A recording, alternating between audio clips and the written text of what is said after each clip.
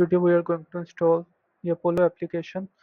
So first of all, you need to go to Level Up Marketplace. After this, search Apollo like this and then install. If you want to install it on all the location, then install this in on the agency level.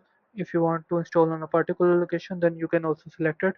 In our case, we are going to install on all the locations. So I click here, so there, and then and proceed and wait here a few seconds because the app is installing.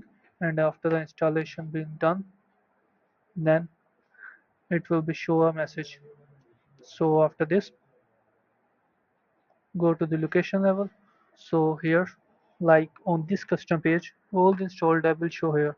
So our app is this. I searched here. So when I configure it, here I need a API key. So for the API key, I should have an account for it like this. So first of all, let's start. This is my settings. So first of all, this is the dashboard. So go to the settings and then go to the integrations. After this, click on connect button, this API one, like here. So after this, click on API keys. So here, create a new key.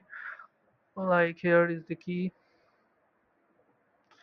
The description will be same as the key. So here, create a master key.